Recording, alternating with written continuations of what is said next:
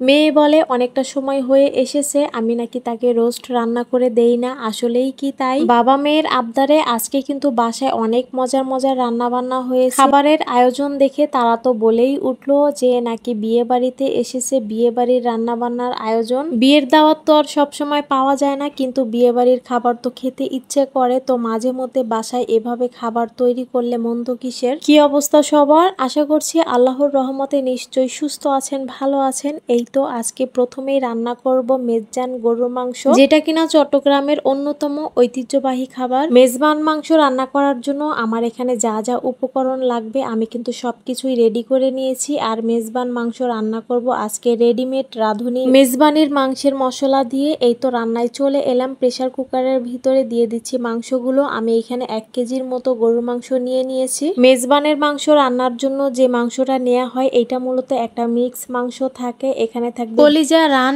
এবং সিনার মাংস, তাহলে অরিজিনাল টেস্টটা পাওয়া যায়। এমনিতেও নর্মাল মাংস দিয়ে রান্না করে নেওয়া যায়। তো এখানে মাংসের ভিতরে দিয়ে দিলাম পরিমাণ মতো পেঁয়াজ কুচি, তারপর আদা রসুন আর একটা টমেটো, কিছুটা পেঁয়াজ কুচি একসাথে পেস্ট করে নিয়ে নিয়েছি, ওইটা কিন্তু দিয়ে দিয়েছি। তারপর দিয়ে দিয়েছি হলুদের গুঁড়া, মরিচের গুঁড়া, লবণ, আর দিয়ে দিয়েছি পরিমাণ মতো টক দই। আমার যেহেতু এখানে 1 কেজি মাংস ছিল আর এই মশলাটা কিন্তু 2 কেজি মাংসের জন্য, আমি এখানে অর্ধেকটা দিয়ে দিব আর অর্ধেকটা কিন্তু খুব ভালো করে প্যাকেটের মুখটা বন্ধ করে রেখে দিব। এতে করে মশলাটা কিন্তু অনেক বেশি ভালো থাকবে, নষ্ট হবে না। এই যে প্যাকেটের মুখের কাটা অংশ দেখতে পাচ্ছেন, আমি কিন্তু এইটাকে আগুনে হালকা একটু তাপ দিয়ে তারপর হাত দিয়ে একটু চাপ দিয়ে দেই, তাহলেই কিন্তু লেগে যায়। আমি কিন্তু এভাবেই রেখে দেই। তারপর এই তো মূল উপকরণ সরিষার তেল দিয়ে দিচ্ছি। একে একে সবগুলো উপকরণ কিন্তু দেয়া শেষ। এ পর্যায়ে খুব ভালো করে হাত দিয়ে মেখে নিব। আমার দাদির মুখে শুনেছিলাম মাংস এমন ভাবে মাখাতে হবে যেন মাখাতে মাখাতে অর্ধেকটা রান্না হয়ে যায়। মাশাআল্লাহ করে আমার দাদির হাতের গরুর মাংস কিন্তু অনেক মজা ছিল। যদিও আজ সে দুনিয়াতে নেই, কিন্তু তার ওই রান্নার স্বাদ এখনো কিন্তু মুখে লেগে আছে। এই তো হাতটা ধুয়ে একটু পানি দিয়ে দিলাম, এখন চুলাতে বসিয়ে দিব। মেজবানির মাংসটা হতে থাকুক, এইদিকে মেয়ের পছন্দের রোস্ট রান্না করে নিব। আমি কিন্তু চিকেন গুলো 4 পিস করে কেটে নিয়েছি। তারপর এই তো একটা শাসলিকের কাঠির সাহায্যে এইভাবে একটু ছিদ্র করে দিচ্ছি, এতে করে কিন্তু চিকেনের ভিতরে মশলাগুলো খুব ভালোভাবে ঢুকবে। তারপর দিয়ে দিলাম কিছুটা লবণ আর দিয়ে দিলাম জর্দার রং। এবার খুব ভালো করে মেখে নিব। এই পর্যায়ে মেজবানির মাংসটা কিন্তু খুব ভালো করে কষিয়ে নিয়েছি। আমি কিন্তু এখনো কোনো ধরনের পানি দেইনি। চুলার আঁচটা প্রথম পর্যায়ে হাই হিটে ছিল, তারপরে এই তো একদম মিডিয়াম করে দিয়ে খুব ভালো করে কষিয়ে নিয়েছি। এই পর্যায়ে সামান্য একটু পানি দিয়ে আবারও ঢাকনা দিয়ে ঢেকে অনেকটা সময় ধরে কষিয়ে নিব।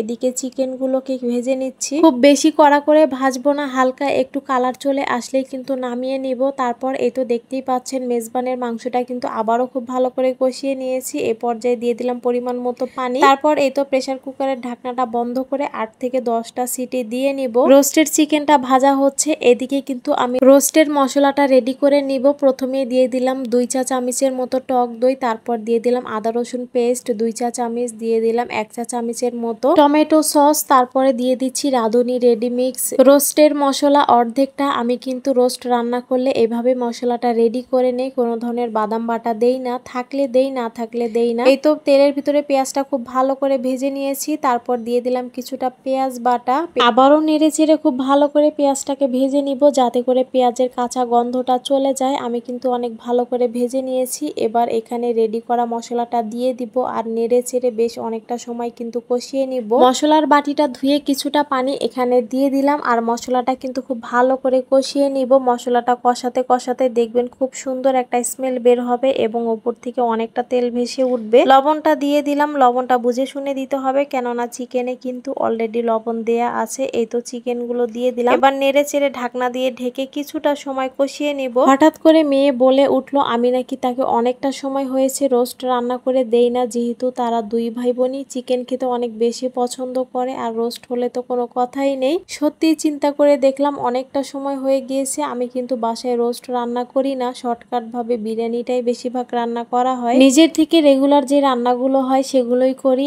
আর যে স্পেশাল রান্নাগুলো থাকে এগুলো কিন্তু পরিবারের সদস্যদের ডিমান্ড মতো রান্না করে থাকি। যেহেতু সে আমাকে রোস্ট রান্না করতে বলেনি আর সেটাও আমার মাথাতে আসেনি, তাই আর রান্না করা হয়নি। তো অনেকদিন পরে মেয়েকে আজকে রোস্ট রান্না করে দিচ্ছি, নিজের কাছে অনেক বেশি ভালো লাগছে। এদিকে প্রেসার কুকারে মেজবান গরুর মাংসটা রান্না কিন্তু একবারই হয়ে এসেছে। এ পর্যায়ে দিয়ে দিলাম 2-3টা কাঁচামরিচ, এতে করে খুব সুন্দর একটা কাঁচামরিচের ফ্লেভার আসবে। আর মেজবানির মাংসের মশলার ভিতরে যে ছোট মশলার প্যাকেটটা ছিল এটা অর্ধেকটা দিয়ে দিয়েছি, আর দিয়ে দিলাম পেঁয়াজ বেরেস্তা। এখন চুলার আঁচটা একদম লো করে দিয়ে ঢাকনা দিয়ে ঢেকে 1 মিনিটের মতো রান্না করে নিব, তাহলেই কিন্তু রেডি হয়ে যাবে আমার চিটাগংয়ের ঐতিহ্যবাহী মেজবান গরুর মাংস। মেজজান হাইলে আয়ন, এটা কিন্তু চিটাগংয়ের একটা আঞ্চলিক কথা। একবার হলেও গরু মাংস এভাবে মেজবান রান্না করে দেখবেন, আশা করছি অনেক বেশি পছন্দ হবে। এই তো রোস্টে দেওয়ার জন্য এখন আমি লিকুইড মিল্কটা রেডি করে নিচ্ছি। এখানে নিয়ে নিয়েছি কুসুম গরম পানি আর দিয়ে দিচ্ছি গুঁড়া দুধ। এখন মিক্স করে নিব।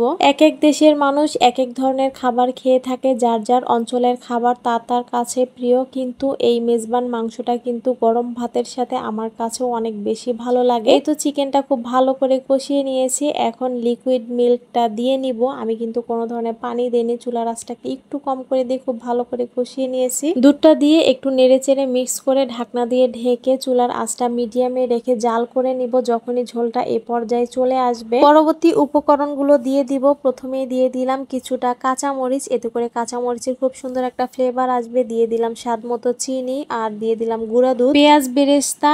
এবার সবকিছু একবারে মিক্স করে নিলেই কিন্তু আমার রান্না একদম কমপ্লিট হয়ে যাবে। রোস্ট রান্না করতে তো সবাই পারে, কিন্তু এক একজনের হাতের রান্নার স্বাদ কিন্তু এক এক রকম হয়ে থাকে। একদিন এভাবে খেয়ে দেখবেন। আমি প্রায় সময় কিন্তু বাসাতে বোরহানি তৈরি করে থাকি, আর আজকে যেহেতু বোরহানি বানাচ্ছি রেসিপিটাও আপনাদের সাথে শেয়ার করে দিলাম। এখানে আমি ফুলকলির টক দই নিয়ে নিয়েছি 500 গ্রাম। প্রথমে দেখিয়েছি আমি ব্লেন্ডার জাগের ভিতরে নিয়েছিলাম কাঁচামরিচ আর ধনিয়া পাতা, নিয়েছিলাম সরিষা বাটা, এগুলো খুব ভালো করে পেস্ট করে নিয়েছি। এই পেস্টটাও কিন্তু দিয়ে দিয়েছি। তারপর দিয়ে দিয়েছি বিট লবণ, নরমাল লবণ, জিরার গুঁড়া, ধনিয়ার গুঁড়া, গুঁড়া দুধ 3 চা চামচের মতো দিয়েছি, টমেটো সস। এগুলো দিয়ে খুব ভালো করে হাত দিয়ে প্রথমে মিক্স করে নিয়েছি। আপনারা আপনাদের পরিমাপ মতো সবগুলো উপকরণ দিয়ে নিবেন। এবার হাতটাকে ধুয়ে পানি দিয়ে দিলাম। আপনার পছন্দ মতো পাতলা বা ঘনর পরিমাপ মতোই কিন্তু পানিটা দিয়ে দিবেন। পানিটা দিয়ে মিক্স করে নেয়ার পরে এ পর্যায়ে দিয়ে দিচ্ছি কিছু লেবুর রস আর চিনি। অবশ্যই চেক করবেন আর সবগুলো উপকরণ মিক্স করবেন। যদি মনে হয় যে কোনো একটা উপকরণ একটু পরিমাপে কম হয়েছে তাহলে কিন্তু দিয়ে দিতে পারবেন, বিশেষ করে লবণটা। এবার একটা ডাল ঘুটনির সাহায্যে খুব ভালো করে মিক্স করে নিয়েছি। এবার বোরহানিটাকে একটা ছাঁকনির সাহায্যে ছেঁকে নিব,